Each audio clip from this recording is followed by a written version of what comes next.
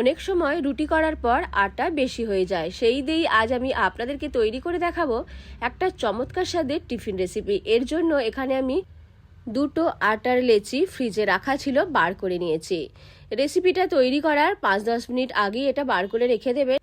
আর নিয়েছি একটা আলুর হাফ অংশকে সেদ্ধ করে, এক টুকরো পেঁয়াজ আর দুটো কাঁচা লঙ্কা। আপনারা কাঁচা লঙ্কার পরিমাণটা কমও করতে পারেন। এইবার আমি সেদ্ধ আলুটাকে গ্রেট করে নিচ্ছি। খুব ভালো করে হাতে করে চটকেও নিতে পারেন। আলুটাকে গ্রেট করে নেওয়ার পর এর মধ্যে পেঁয়াজটাকে ছোট ছোট টুকরো করে কেটে আলুর মধ্যে পেঁয়াজকেও দিয়ে দেব। দেখুন, আলুটাকে বেশ ভালো করে গ্রেট করে নিয়েছি, একদম যেন মিহি হয়।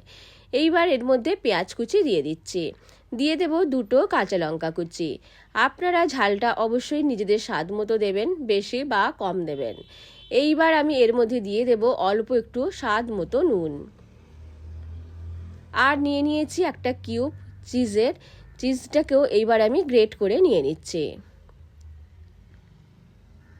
খুব সহজেই এই রান্নাটা তৈরি করা হয়, খেতে কিন্তু দারুণ হয়।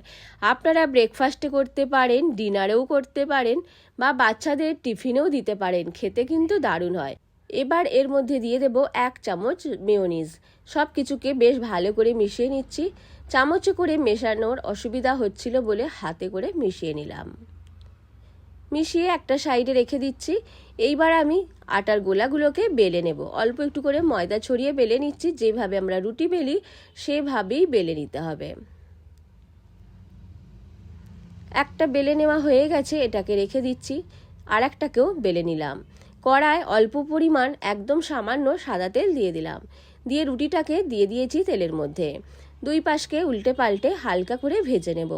ভাজার সময় দিয়ে দেব এর মধ্যে অল্প একটু বাটার। আপনারা চাইলে শুধুমাত্র বাটার দিয়েও রান্নাটা করতে পারেন, বা শুধুমাত্র সাদা তেল দিয়েও রান্নাটা করতে পারেন। বাটারটা দিলে বাচ্চারা খুব বেশি পছন্দ করে, সেই জন্য এর মধ্যে দিয়ে দিলাম অল্প একটু বাটার।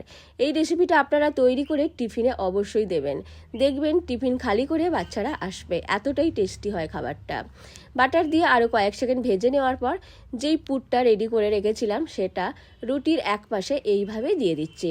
এক পাশে সমানভাবে দিয়ে দেওয়ার পর রুটিটাকে আমি ভাঁজ করে নেব। খুব সহজেই তৈরি হয়ে যাবে একটা সেরা স্বাদের টিফিন রেসিপি। আপনারাও অবশ্যই বাচ্চাদের জন্য এই রেসিপিটা একদিন হলেও টিফিনে তৈরি করে দিয়ে দেখবেন, খুব পছন্দ করবে। আর সকালের জলখাবারেও তৈরি করে নিতে পারেন। যাই হোক, এটা খুব ভালোভাবে ভাজা হয়ে গেছে, এবার আমি কড়া থেকে তুলে নিলাম। দ্বিতীয়টাকেও তৈরি করে নিচ্ছে। দুই পাশ ভেজে নেওয়ার পর পুরটা দিয়ে দেব, তারপর ভাঁজ করে এই পরোটাকেও তুলে নিয়ে নেব। রোজ রোজ একই রকম টিফিন খেতে ভালো না লাগলে খুব সহজেই এই রান্নাটা তৈরি করে দেখতে পারেন। টমেটো কেচাপের সাথে সার্ভ করে দিলাম। রান্নাটা ভালো লাগলে লাইক, শেয়ার এবং কমেন্ট করতে ভুলবেন না। আর আমার থেকে নিত্য নতুন রেসিপি পাওয়ার জন্য আমার চ্যানেলটিকেও সাবস্ক্রাইব করতে ভুলবেন না।